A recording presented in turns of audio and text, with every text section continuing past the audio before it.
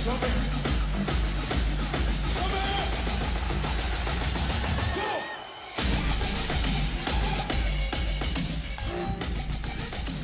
Amit Duvdevani, aka Duvdev.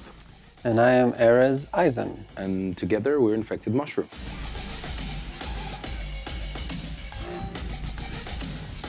Since I'm 5 years old, I'm like, was studying classical music, and then had some weird, cheesy bands in between. And then I met this dude at 96. We started making some very weird music together. We were called Duvdev and Shidapu, which is my name and his band name. And the first 2 years, that's what we did, very weird music. I think it was funny because we recorded at Erez's house. He was living with his parents. We met, he was 16, so. But it was a very cool house. We had the floor upstairs. Mm-hmm. We didn't have nothing beside a computer. We didn't have a keyboard. When we the Noted we only bought later. We didn't have a keyboard, so it was a computer. Impulse tracker, basically. Impulse tracker and really bad Iowa speakers. While we were producing as Duvdev and Shidapu and making so much music towards our first album, we looked for a name. And I think the name came at like 1997, after 1 year that we worked as Duvdev and Shidapu. And there was a track called Montoya back then, which we really loved. And then this was the track that we felt that we want to go to that direction as a band. And then formed Infected Mushroom. And then first album, 1998. So actually, in this track, accidentally, we found out our signature lead sound. Yeah. So this is like a breakthrough for us. Like, wow, this sound is amazing. Yeah, we thought, so that's what. This is actually, we said this is where we want to go as an electronic band. 96 to 98 was the beginning of Infected Mushroom.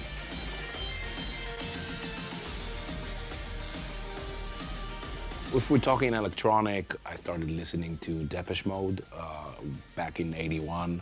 That style kind of really took me off to electronic music, even though I went to punk, heavy metal and all that phase.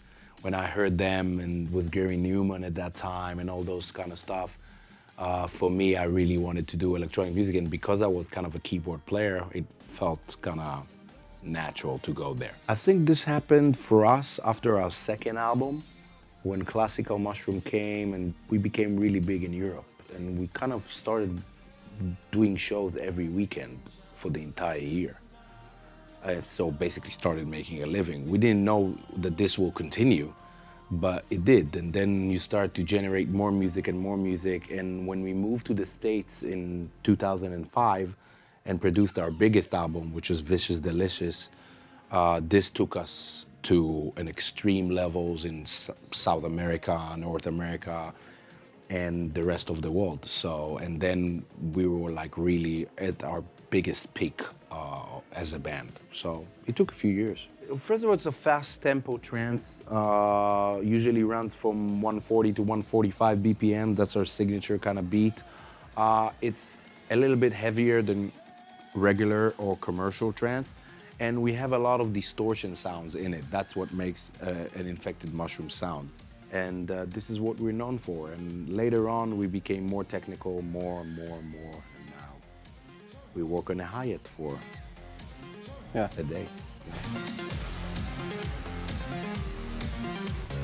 If it's a live act, then I sing and jump around like crazy. Erez plays the keyboard and is more technical of the mixing of the whole stage, because we do, all the band goes to his mixer. We don't go front of house. So basically, he does the whole sound of the show and takes care of the sound, and he plays the keys. Then we have 2 live guitarists and we have a drummer. So that's an Infected Mushroom kind of live setup as a rig. And we've been doing that for so many years. We love doing it, you know? It's fun, yeah. It's fun. And when it's a DJ, it's also fun.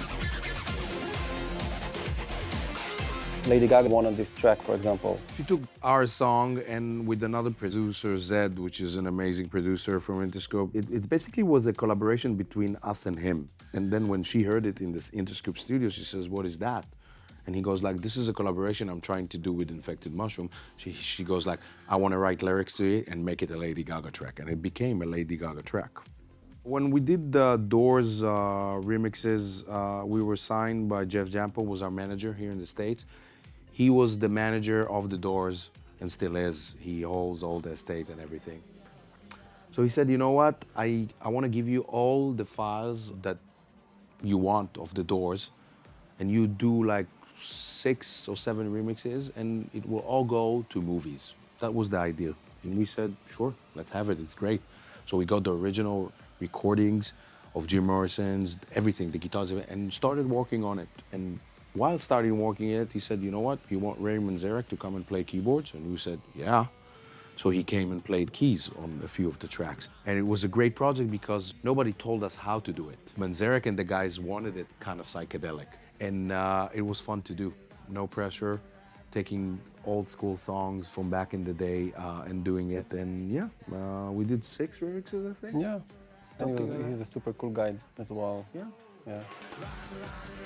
Our sequencer is Cubase. We're connected to an SSL sound card, MX4, which is MADI, so we have lots of ins and outs. 95% of our work is plugins, computer, and basically software. For vocals, of course, we record live mic and stuff, and we have the Neve preamps and the blue bottle LA2A. We use an analog patch usually, and then tweak it by plugins. I think the first time we used waves was the L2, the Ultra Maximizer. L2 was great.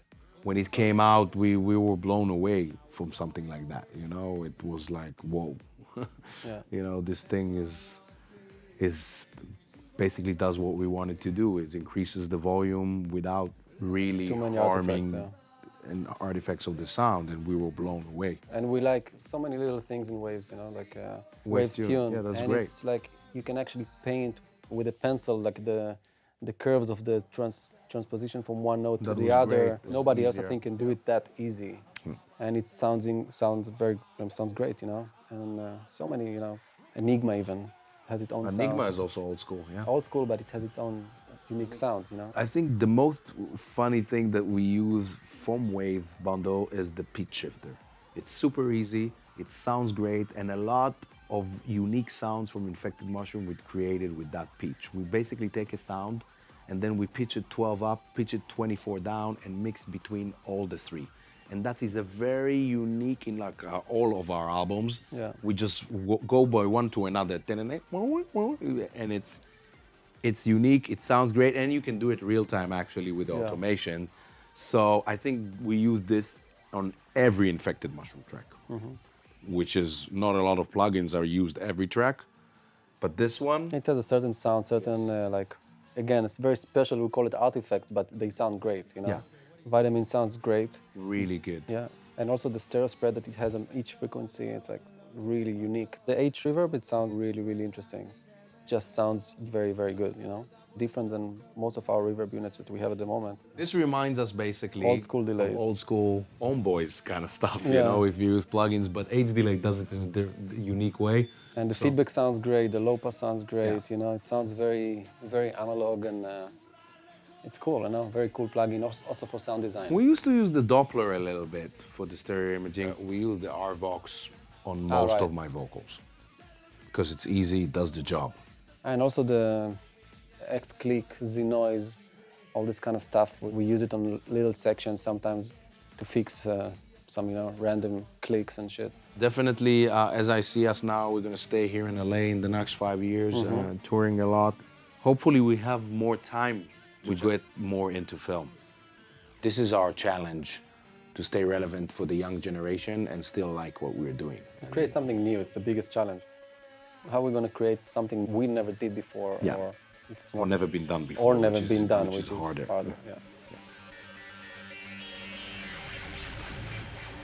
Thank you so much.